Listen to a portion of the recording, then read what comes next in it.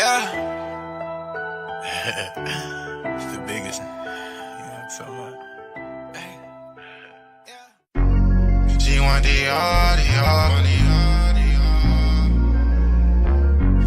She want the Hey, what's up, y'all? I am your host, Izumi, and we are reporting live from Los Angeles, California, and we are on PIC TV Network on Roku TV. And if you're not tuning in right now, you better tune in because you do not want to miss the latest and hottest indie music videos, fashion, celebrity news, interviews, and so much more for you guys that we're going to bring a home for all indie artists and all genres of music. So we are the streets, we are the culture, and we are the content. Stay tuned, Roundtable TV.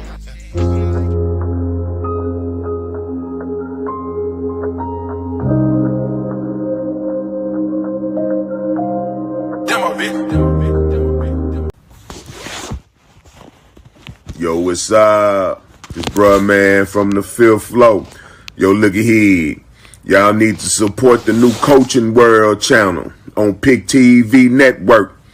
It's all that. I mean, go to www.watchpictv.com. That's PIC TV.com. It's all that. So spread the word. You know, the new coaches channel. That's PIC TV Network. www.watchpictv.com. You know, my dude, man, David Edwards is the president, all right, of the PIC TV Network. So let's support him. You know, PIC TV, all coaches need to be off up on this here channel. I mean, it's like money in the bank. Matter of fact, it's like Serb sandwiches in the bank. All the Serb sandwiches that you can eat. Watching PicTV.com for the coaches. Peace.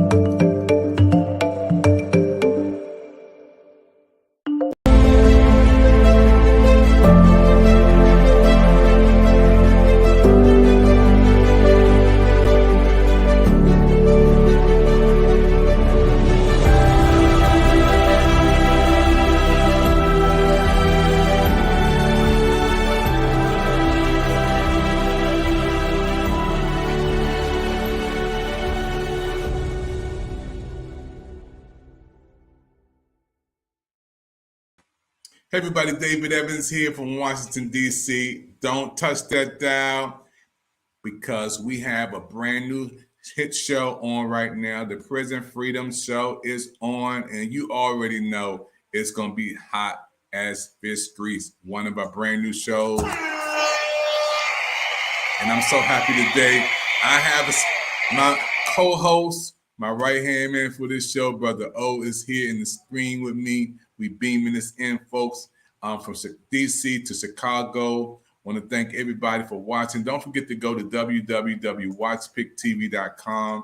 We are popping and rocking from the nation's capital all the way here, Washington, D.C., and we beaming it in from Chicago. And we have another special guest all the way from Jerusalem, our very special guest on tonight on the Prison Freedom Channel on the PIC TV Network.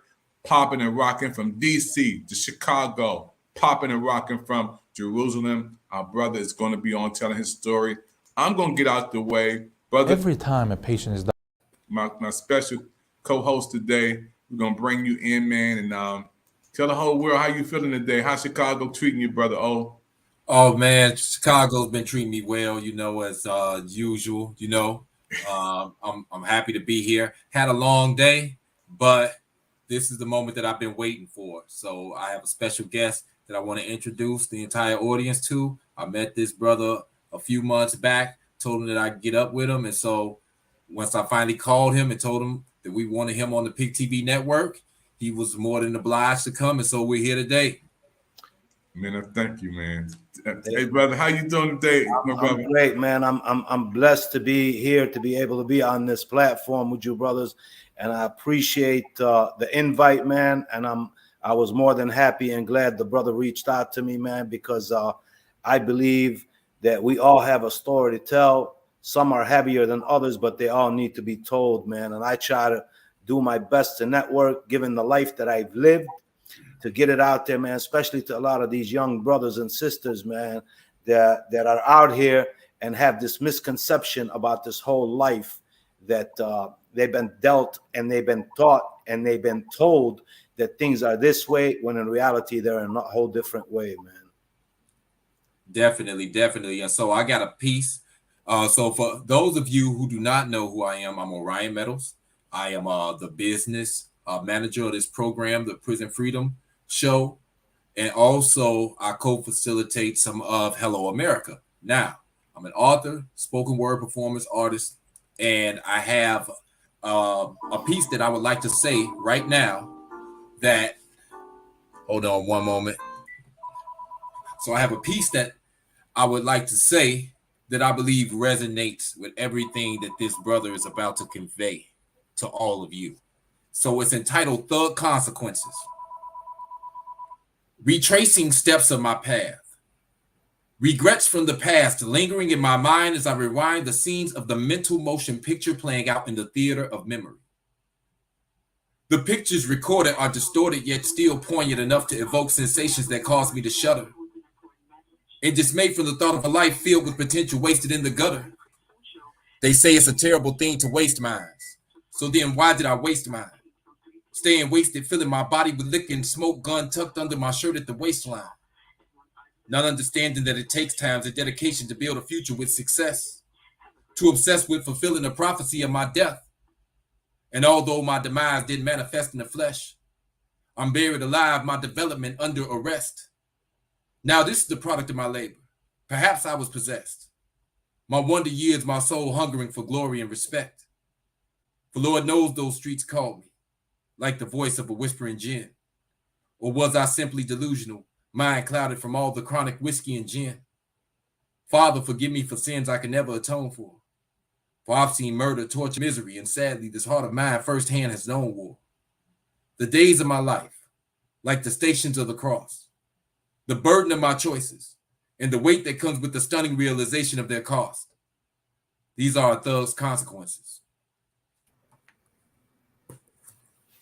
That's deep. And so that was from my publication entitled Inside the Box, one of my 3 publications. And I just felt like it resonated exactly with, your book and the message that you're trying to convey to the masses. So without further ado, I give you Brother Imad Sadah. And I'd just like for you to tell us about yourself. So you grew up on the south side of Chicago. Yes, but I'll start with my birthplace. Okay. I was actually born in Jerusalem in 1966, August of 1966. Less than a year later, what was known as half of historical Palestine was invaded by what's called the newly created state of Israel, which is basically made up of European Jews who left Europe and came to Palestine in the early 1900s. They established a country with the help of the United Nations, United States, and England in particular. And they took half of my country and exiled half of my people. In 1967, they invaded a people who had no military and took the rest of the country, is what you might know as the West Bank, Gaza, and in East Jerusalem. So I was less than a year old when I lost my freedom as an individual who identifies himself as a Palestinian. The males in my family were imprisoned. My uncle was exiled to Jordan. He came back and did an operation and was arrested through the Jordanian desert. He was part of a group, what is known as the Popular Front for the Liberation of Palestine, led by a Christian leader named George Habash. So most of my life was spent watching the Israelis arrest the males in my household assault and insult the females in my household, including my grandmother and my mother. Spent most of my life, the 12 years there, spent most of the time going from prison to prison with my grandmother, visiting my uncle, my father, or my grandfather. And my father and grandfather weren't in there long. They would stints, a year here. And my uncle was sentenced to 125 years in prison for his political views and his freedom fighting tactics. So I grew up there, poor. We hardly had anything to eat. We were a poor family. We lived on rations from the United Nations. We received a 100-pound bag of flour once a month, a can of grease, and sugar and salt. And this is what we ate, basically, for most of those 12 years. And my dad had migrated to the United States in 1973. His sister pulled him out of there. And I came to the United States in 1978. I had just turned 12 years old. I moved into the Marquette Park area. In 1978, Marquette Park was still heavily infested with racist individuals. They actually had professionally painted swastikas with white power. For instance, on 71st and between Rockwell and Artesian, there was a building there. I remember it distinctly. And I've had to endure. I didn't speak any English. I went to Marquette Park School. I had to endure. I didn't know at the time what these white kids and even some Spanish kids who grew up with whites were saying to me. And finally, it didn't take me long to learn English. I realized they were calling me a camel jockey, a sand nigger, a towel head, and things like that. So I fought for that whole. They didn't understand that I was coming from a country that was fighting already, and we had to endure and deal with individuals who walked around with M16s and Uzis shooting at us. So to come here and have to deal with somebody who wants to be racist towards me, who doesn't have a Uzi and an M16, was an easy tactic for me. It was easy to deal with, and it was a fight for the whole year. And I probably, when I say I had 50 fights that year, I'm not exaggerating. It's probably more than that. Finally, we moved to the back of the yards, which you're familiar with. My father was a heavy-handed individual. He was a proud man, but he was heavy-handed. He beat up mom. He beat up the kids. Finally, I ran away from home, and I found refuge with the local gang who took care of me. Back then, things were different. Who took care of me like they were my brothers. Their moms were like my mom. Their fathers were like my father. They gave me shelter, food, and so on and so on.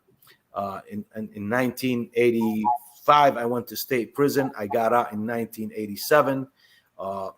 If you remember, 1987, the drug game was so heavy that, I tried to stay away from it, man. But I got out. One of my best friends who I left didn't have $5 in his pocket. We used to cruise all night, on $5 of gas and gather $5 just to get a nickel bag of weed to smoke some weed. He was basically almost a multi-millionaire. So he kind of invited me in. I rejected, and I already learned a trade in state prison. I became a body man, a certified body man, auto body man that I learned in prison, and I stayed with that. Finally, I fell to the game, man. There was so much money to be made that I fell to that game, and I probably became one of the biggest drug dealers in my area. And was arrested in 1992 by the FBI and DEA for a conspiracy to possess with intent to distribute multi-kilos of cocaine.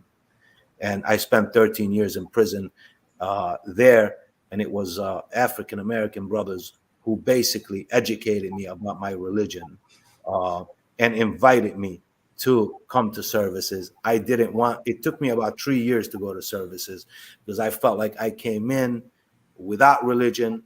I'm not going to break down and ask God to help me out because I'm in jail now, because it would be almost like I'm a hypocrite. So I said, you go, you worship God. I came in not worshiping God. Actually, when the feds arrested me, you could almost call me an atheist. I didn't believe in anything. There was a point in my life where I just disregarded God and said, if there was a God, many of the things that happened would not be happening. Why is there Muslim, Christians, and Jews? This is obviously a fabricated. These are fabricated institutions. They're fabricated by human beings. That there is no God. and I learned the hard way that there is a God. It's the God that sent Abraham. It's the God that sent Moses. It's the God that sent Jesus. It's the God that sent Prophet Muhammad, peace be upon him. This is why we say he is he is the protector of Abraham, or we should say he is the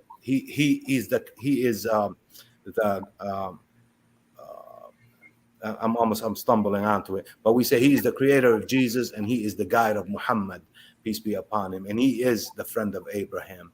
And this is this is how we describe their God. These are the three Abrahamic faiths. I learned a whole lot. I studied a whole lot. I studied once I got to know, and brothers gave me some books to read.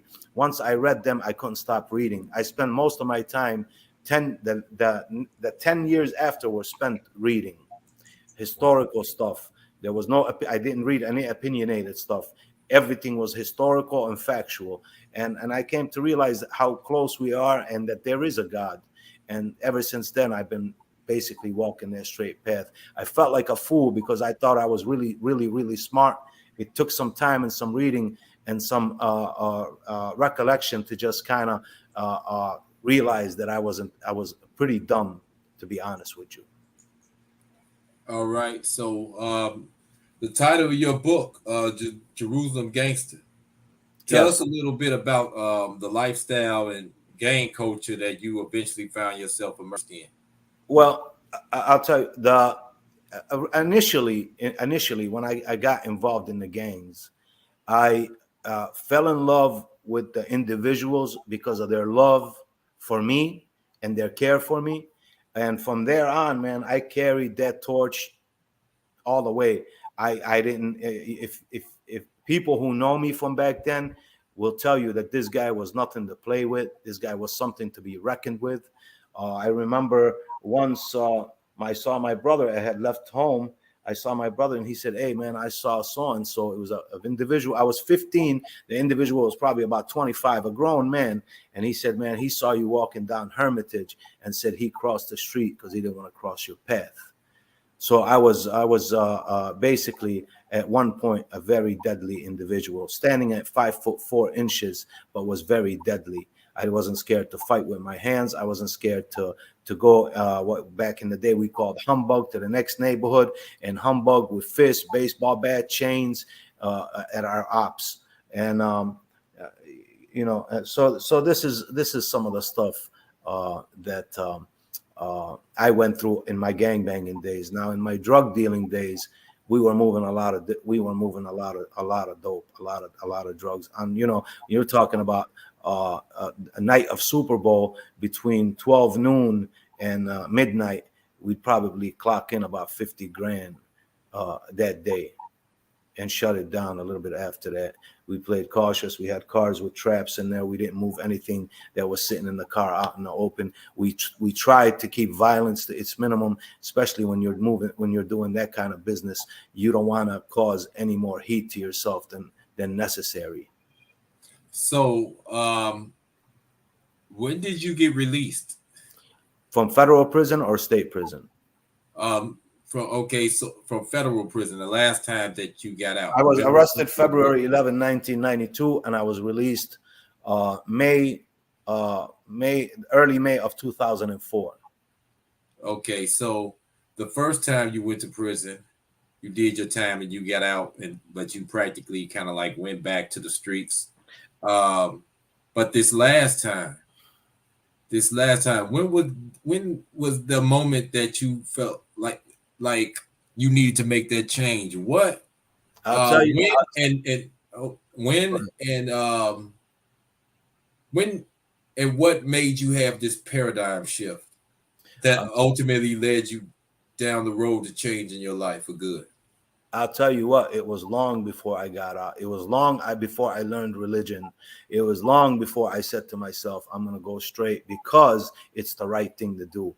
I had already decided once I was arrested by the FBI and DEA and wound up in the Metropolitan Correctional Center in downtown Chicago, and I seen the amount of individuals cooperating with the government, guys who were straight up stand up, were people who were to be reckoned with on the street. Now they were in the MCC, and a lot of them were telling. And it really did a number on me, just sitting there thinking. I remember walking in when I first got arrested. A Puerto Rican guy named Rico walked up to me and said, "Hey, don't talk to nobody here. They're all snitches." I thought he was crazy because I had done state time. And you go to the joint, that's not your idea. That's not the perception you have. I already knew how it was in state prison. And I thought I was coming into the same thing when I went to the feds in February of 1992. To my surprise, if these people were arresting 20 individuals, within weeks, 18 of them were already telling, taking some kind of plea. So when I saw that, it took all the life out of me, man. And I was so depressed that I couldn't believe that I was going to have to sit in this jail. And I knew I was going to face a lot of time. I already knew how these people were playing by what I saw within a couple of weeks, not even within the first few days. And I said, man, I'm going to have to do time with these individuals. And these are the same type individuals as the individual who put me in here, the informant.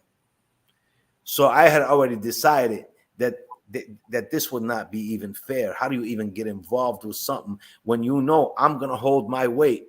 I'm going to hold water. I'm not going to talk. I'm not going to do nothing. And all these guys are just telling. So it really depressed the crap out of me, man. And that's when I realized that I was just going to go straight, because that's not the team I chose. The team I chose was totally different, man. The team I chose was a team of stand-up individuals that no matter what happens, man, you stand strong, you take your own weight, you don't talk on people, you don't snitch on people. That's not the way we play things. And that's what a real gangster is. A gangster is not a guy who's on the street pulling hits, selling dope, living the street life, and as soon as he gets popped, he starts telling everything. And then once he's released, or once he's sitting in jail doing the little time that he received for cooperating with the government, he's a gangster again. That's not what a gangster is, man. So when I saw that, I realized that I wanted no part of that no more, man. All right. So before we leave, what do you want readers to take away from the Jerusalem Gangster? Well, a few things.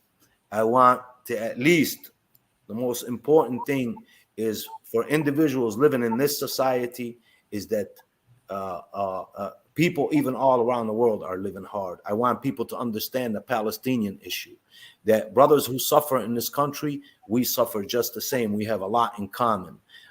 Three, I want individuals to take a look at the life and the things that down the line at the end of the book, where you see that I get my life together, I could have done that long before that.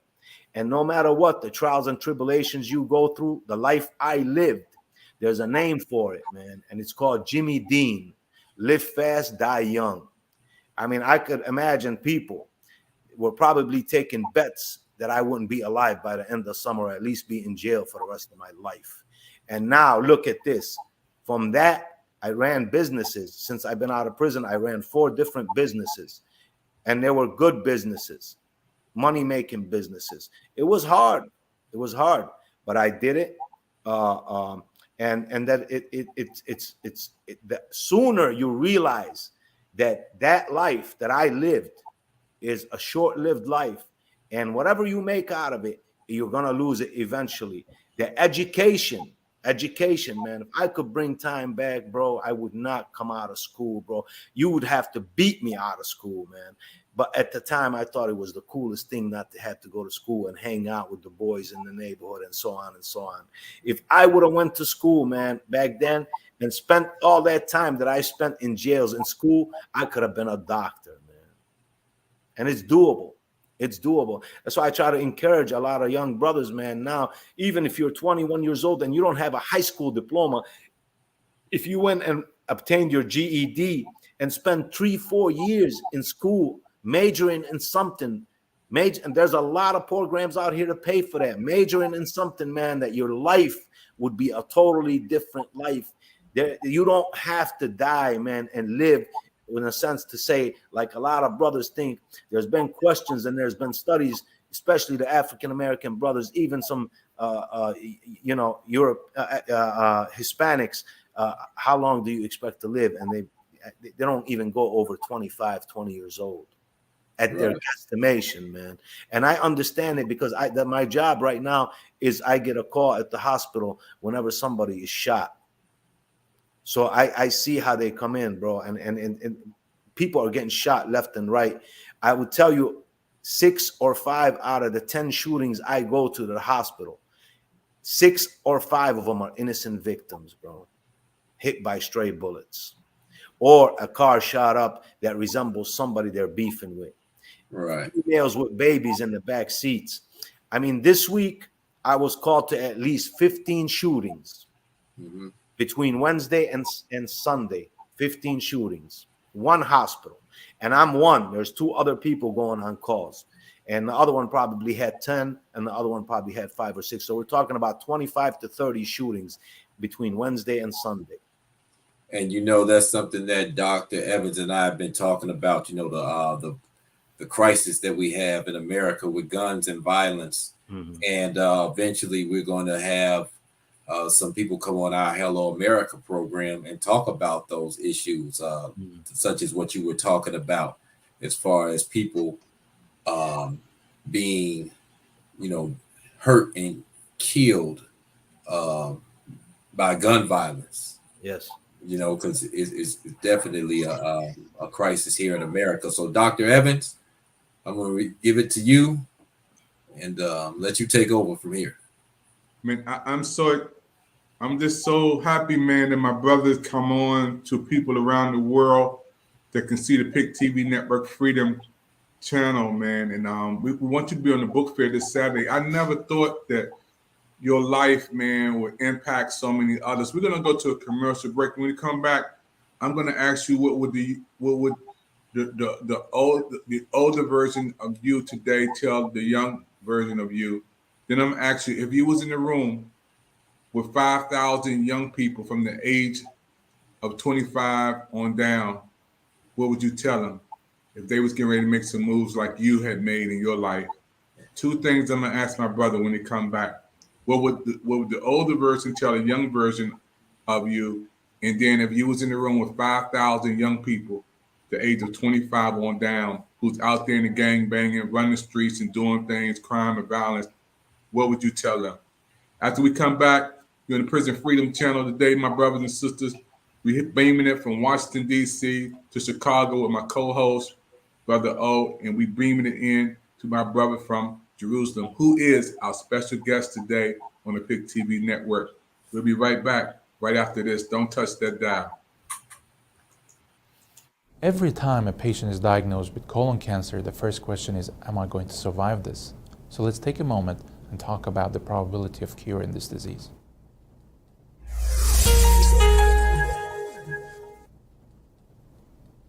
Using multi-modality treatment, meaning combination of surgery with and without radiation and chemotherapy, we have significantly improved the outcomes and survival of patients with colon cancer through all the stages from 1 to 4. Unfortunately, whether a patient will be cured or not is still determined at the stage they were diagnosed with. The more advanced the tumor, the lower the likelihood of a cure. A stage 1 tumor that has not even penetrated through the wall of the colon can expect it to be cured in 93% or more percent of the time. Once the tumor starts to grow through the wall, things become more complicated because it's not only the size of the tumor at that point, but also how aggressive it is, what the different biology is. And there's a lot of research in trying to determine today the risk groups and the genetic factors that determine how aggressive a tumor is. But for now, we have to go by what we have, and this is the size of the tumor and whether lymph nodes are involved or other organs are involved. So a stage 2 tumor, which would mean a tumor through the wall but not in the lymph nodes yet, can expect to be cured in anywhere between 75 to 85% of the time. And this is because there are small tumor cells that have already left that we might not see originally, so the tumor was a higher stage, or it's just a more aggressive tumor. In stage 3 disease, meaning the tumor has spread to the lymph nodes already. Unfortunately, these numbers drop significantly. Stage 3C, meaning more than 7 lymph nodes or very advanced primary tumor, the cure rates drop to 44% rate if you look at the patient populations. In stage 4 disease, the 5-year survival rate is quoted as around 8%, which means there is a subset that still might be cured using optimal treatment. All of these numbers are historical, and we hope that in 2013, combining chemotherapy in early stage disease, we might be able to achieve better results.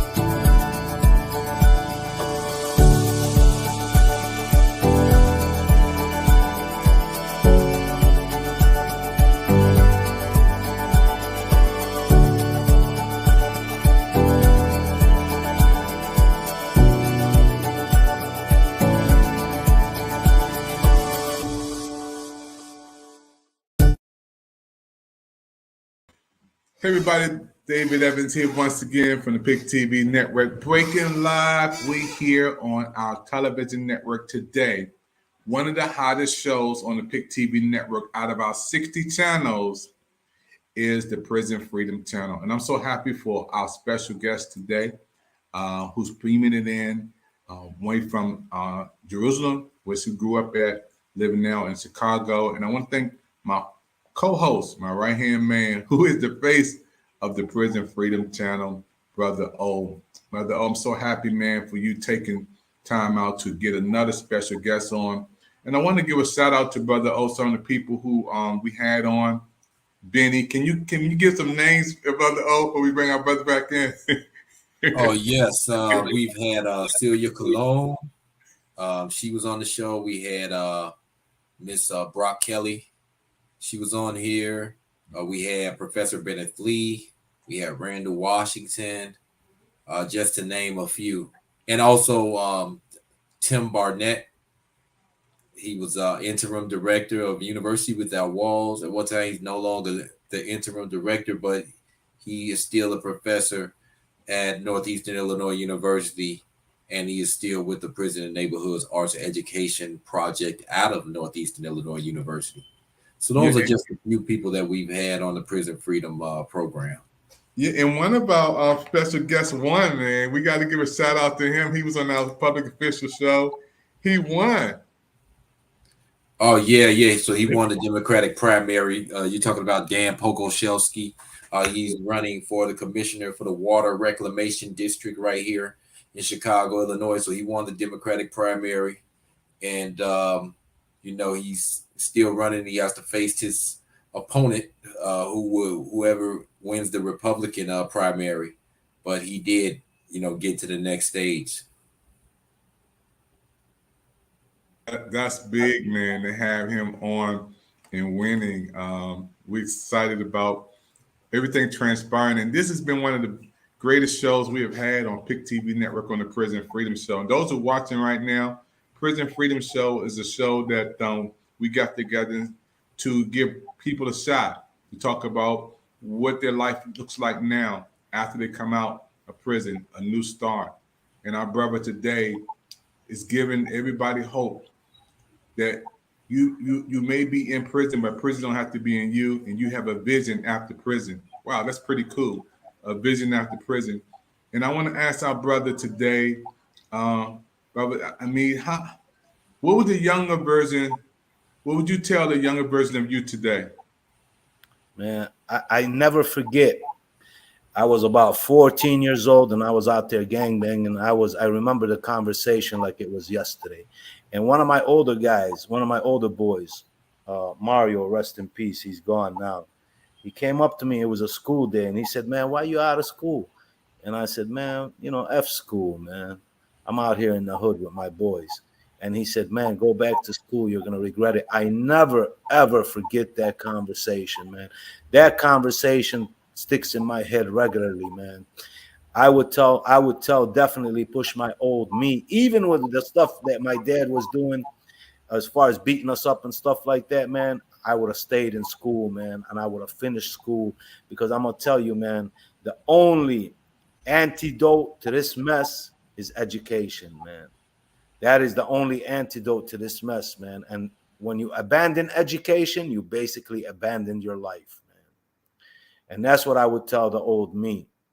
Stay in school.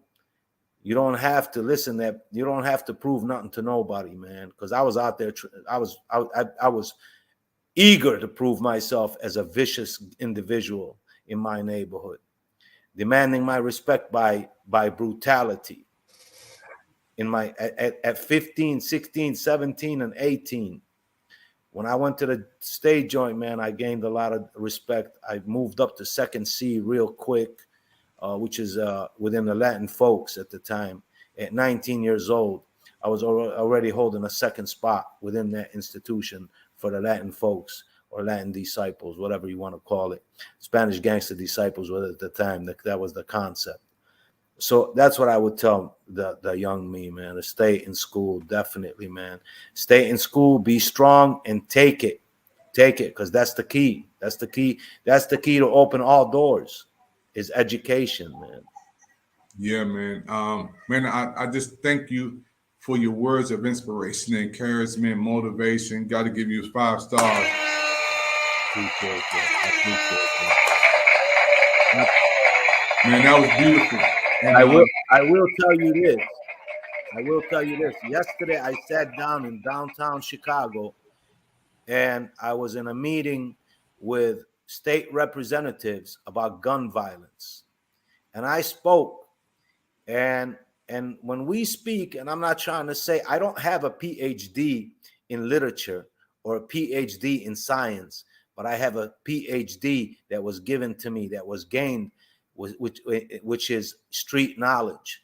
And when we speak, these individuals, their jaws dropped, and they were listening because of the what I had to say and what others had to say about the cure to this madness and to this sickness. And I will tell young brothers this: if you think it's gangster to shoot somebody and kill him, if that's gangster, then what is an individual who walks into a school and kills 15 people in one shot? How much of a gangster is he? If that's what makes a gangster, if that's what makes a thug by shooting an individual, then what is that individual? Should we consider him as a thug and a gangster because he shot 15 people in a school or in a mall or whatever the case may be? It don't make you gangster to pull the trigger and kill somebody. And I'm going to tell you, man, life is beautiful. Life is great. It doesn't have to be lived the way it's being lived in some of the disadvantaged communities. There are resources out here, man. I used to get upset at brothers in the joint, man, when something came up about something, a TV in the TV room. And I say, man, that's them white people shit. No, I used to tell them, bro, don't say that. That's not their shit, man. That's our shit. Our families pay taxes. We pay taxes. Every time you walk into a grocery store and buy a can of pop, you pay taxes.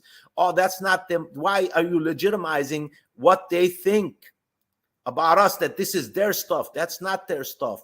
So there's a lot of resources out here to help young brothers, man, to help themselves, whether it's free schooling, free trade. You just got to reach out, man. I work with organizations in the city of Chicago that offer these things, man. But I understand why brothers are reluctant to get involved. See, because the disadvantaged community has been lied to and conned so much that we are to a point that anybody comes to us with anything good, we think it is a con. And I constantly have to tell dudes, man, I don't want no money from you. I'm not trying to sell you nothing. I'm not trying to get no money from you. I'm trying to help you so you help yourself and move on. And it's not far-fetched to have a house, a car, and a family in a decent neighborhood after you get your education and get you a decent job, because these people ain't scared of somebody with a gun.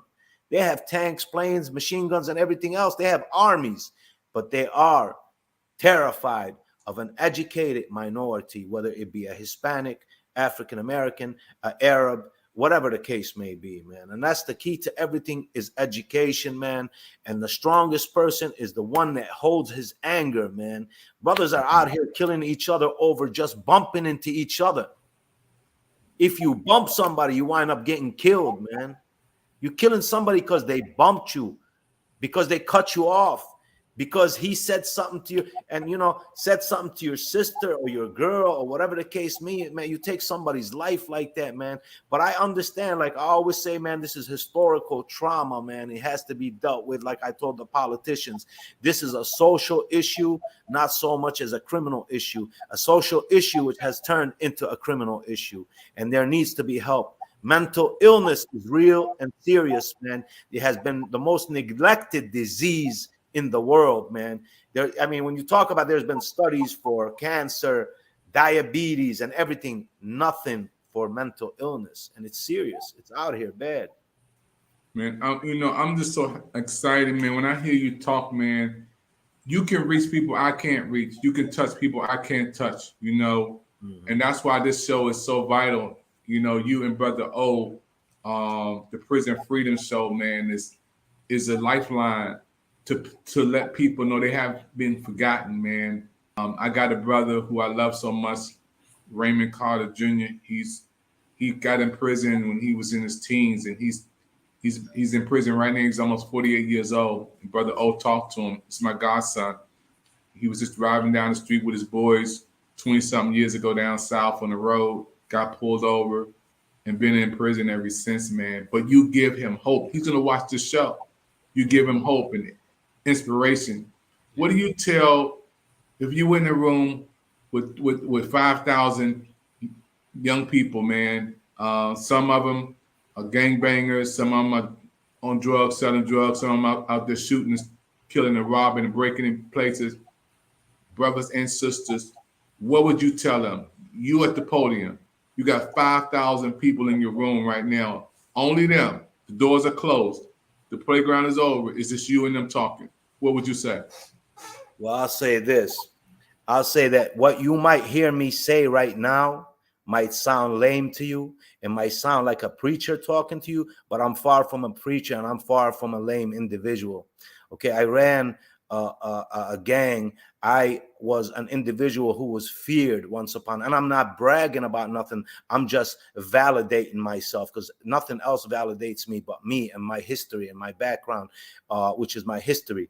I will tell you this, that education is the most important thing to get to. This is the path I walked, others have walked it with me, but those others, they're not here to talk about it. And I guarantee you, if they were asked, is it better to be alive or to be dead? The answer would be they would rather be alive and see their families and their nephews that they never met and never will meet. So it is important to educate yourself. It is important to stay in within education. It is important to reach out, man, to individuals if you have a problem to deal with. It's not masculine to react violently and grab a pistol and shoot someone. Like I said, it's not gangster to shoot someone, because the madman that walked into that school in Texas, outside the school or into the school, and killed 17 babies, is that gangster because he killed 70? Was he 17 times gangster than you? So I would say, man, this individual who was probably at times considered to will be dead by the end of summer or in prison for the rest of his life, was just in a room sitting with senators discussing how to change policy, how to make this a better place. I can argue with the best, whether it's historical, whether it's religion, and so on and so on. How I did that? By reading, by understanding, and I gained the utmost respect when I talk to individuals. So I would say, just like I'm able to do that kind of stuff, just like I have done that, you can do that also. The future is bright. You have to make it bright, or you can make it dark and end it. And I see a lot of young brothers doing that and gone. It's over with. It's over with. Wow, man. I want to thank you for coming on Pick TV Network. We got to have you to come back. Brother O, want to close us out tonight, Brother O? All right. Thank you, Dr. Evans. So we're more than glad to have you here. It was an honor. You know, I met you at Professor Lee's office at a NAFI reentry circle meeting. And your story is definitely intriguing, and we just appreciate your story and the work that you're doing, your testimony. And until next time, everyone, I'm Orion Meadows, your business manager for the Prison Freedom Program. And this is the Pick TV Network. Check us out. We're on Roku, 60 channels. And don't forget to check out Imad Sadeh's book. Please do not forget to check out his book, man. Read it. It's an interesting story. He's been through a lot, and you definitely won't be disappointed. I got the book myself. I read it, and there's just a lot of things in there about the world, about history, and about how different people struggle throughout the world. But it talks about the ability to be able to persevere and overcome. And even though people may make mistakes in life, they can still come out on top. And this is what has happened with this man right here. So until next time, we'll see you again on the Pick TV Network. I'm Orion Meadows. And for Dr. David Evans, we're out. Till next time. Everybody have a blessed day. Peace.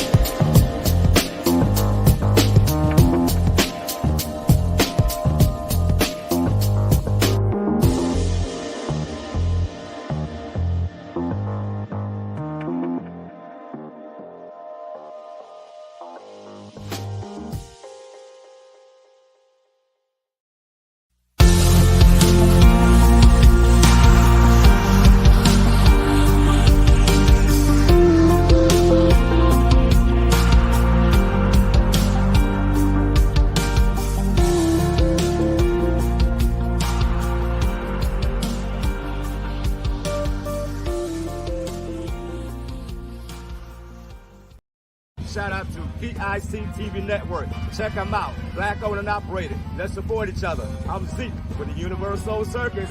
I'll be tuning in.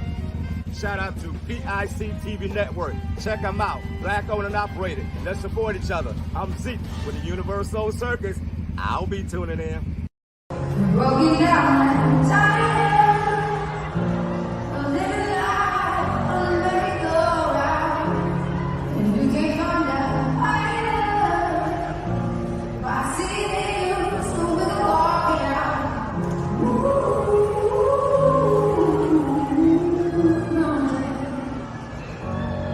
We go walking out.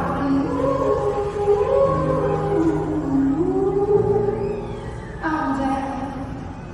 And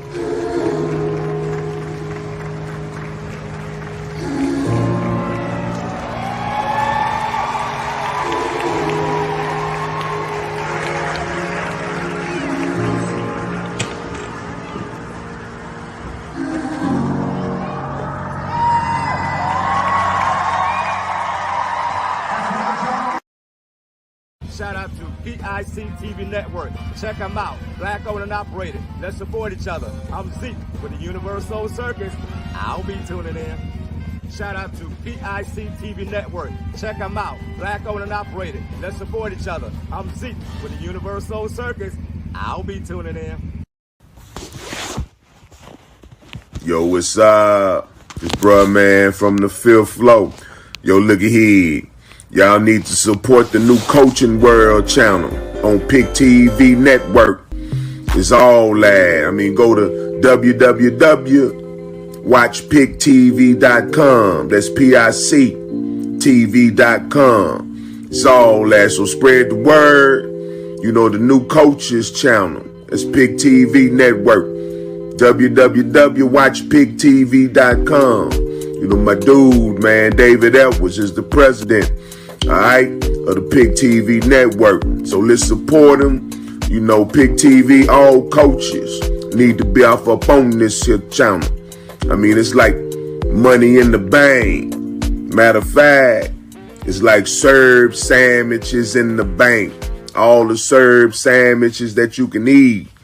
Watching PICTV.com for the coaches.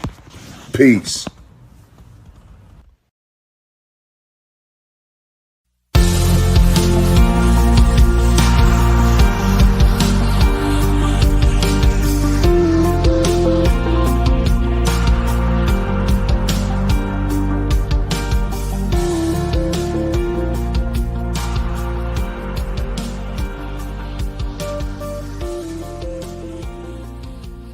Count on me. Don't be worried. Cast all your troubles away. Wherever you're going, just know that I'll be there. Count on me. Put on your smile. No need to frown, 'cause I'm here. Just look to me, and it will be alright. Just take a breath and look around, 'cause I have never ever let you down. My love for you will never fail. I'll be here forever. Count on me, put on your smile. No need to frown, 'cause I'm here. Just look to me,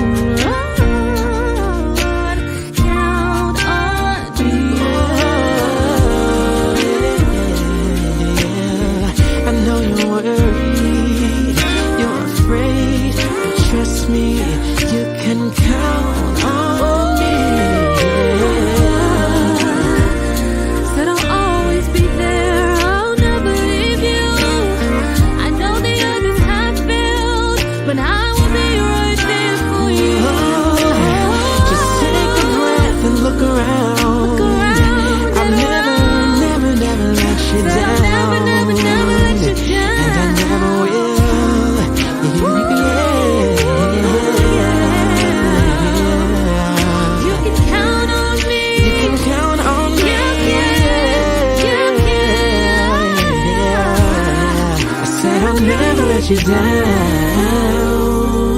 People come and they go, I'll never but leave. I'll be. You can count on me.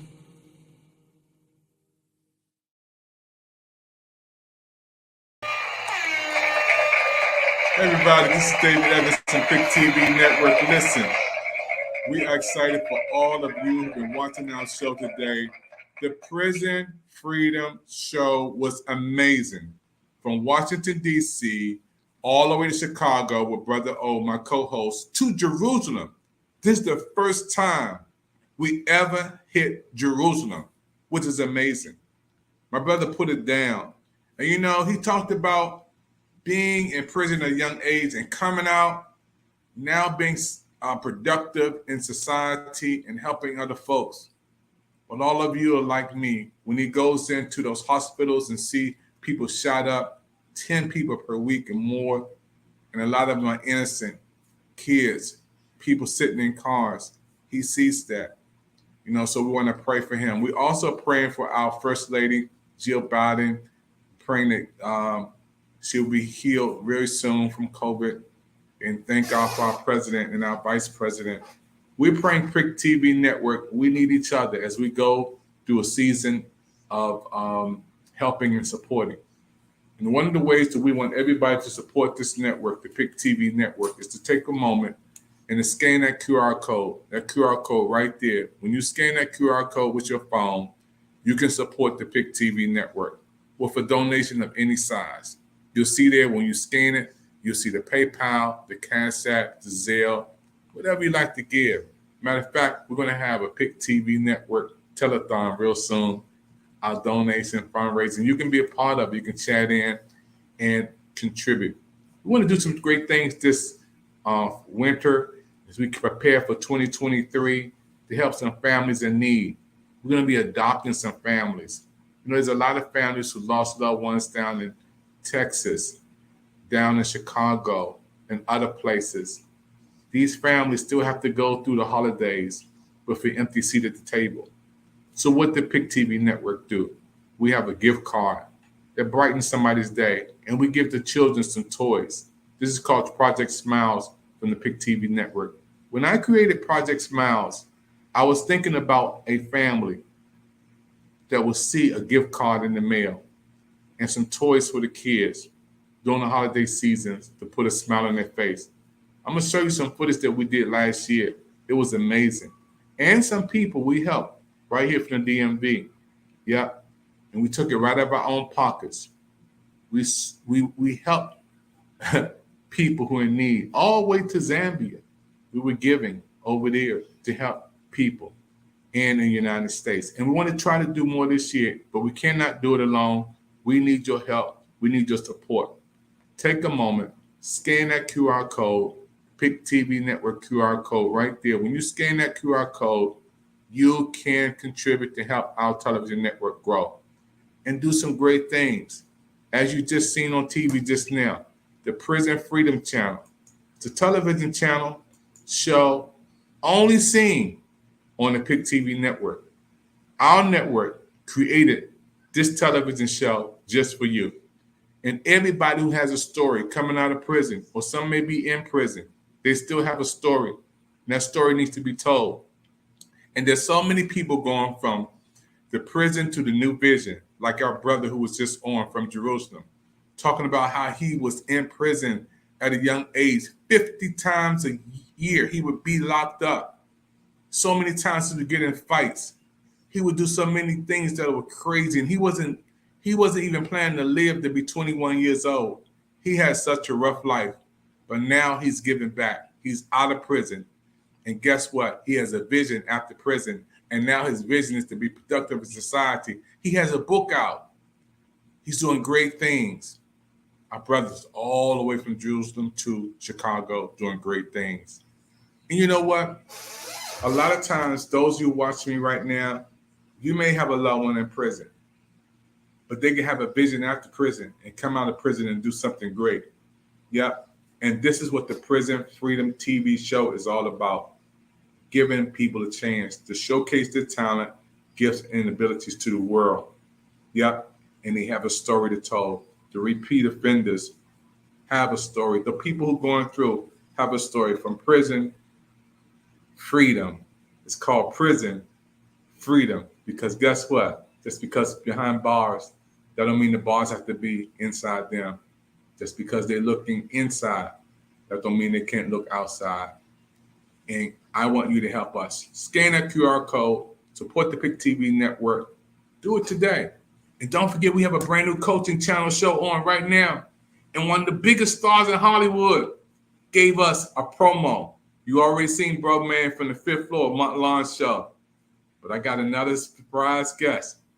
You are going to be amazed at this Hollywood star. You've seen him on the King Comedy. You've seen him on his own television show.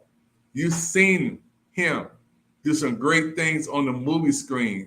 And now he has a promo on the PIC TV network. The one, the only, Cedric, the entertainer, right here on PIC TV network with promo that's so amazing. We're going to play that promo. And I want you to see it. I want you to be encouraged. I want you to like and share. Matter of fact, it's on Instagram right now, the PIC TV network on Instagram. Go over to Instagram, see the PIC TV network with Cedric the entertainer giving us so much love. Like and share it. Push it out there. Tell everybody about it. This is big for our network, folks. My name is David Evans, your president of PIC TV network. If you'd like to be on our television show, we have a brand new Coaching World channel that everybody's talking about, one of the hottest shows out. And I want to say congratulations to the PIC TV network new Coaching World channel that's on right now. You want to be on our Coaching World channel. Our Coaching World channel is a brand new channel, again, hot off the press on the PIC TV network, and you can be a part of our Coaching World channel. Congratulations to the PIC TV network Coaches World channel. You can be on this brand new channel. All you have to do is to call 202-505-2837. That's a brand new show. Hot, breaking live on the PIC TV network. I want you to be a part of it. And I can't wait to show you this commercial from the one, the only, King of Comedy. One and only. Has his own show. You've seen him on all shows and programs. One of the biggest stars in Hollywood gave PIC TV network this big commercial of the year. Cedric, the entertainer. That is huge for PIC TV. Hey, I want to say thank you for your time, folks. My name is David Evans. And don't forget, tell somebody about PIC TV network. Our network is on Roku right now, coming your way. Thank you for your time. Keep on looking up because the best is yet to come. Check this out from Hollywood. It's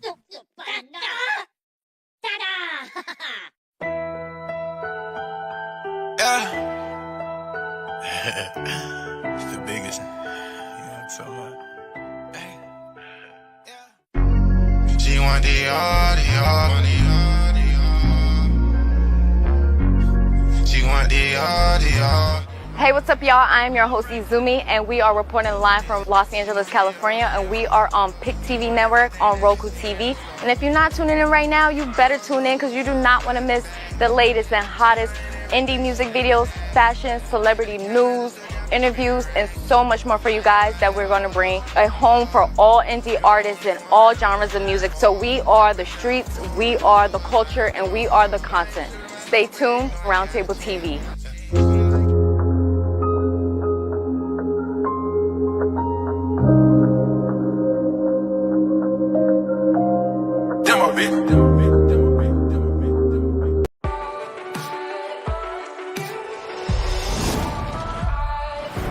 Tonight is movie night. Fascinating. Target acquired. In here, the party never stops. That's false. I got something to do in the morning, so it kind of does. In here, you can go anywhere. See anyone. You want to see something cool?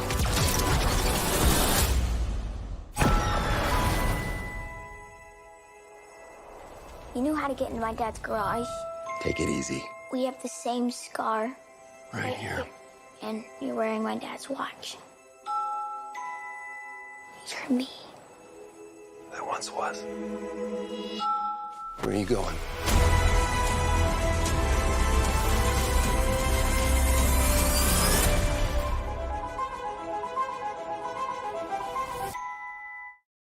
Thanks for watching.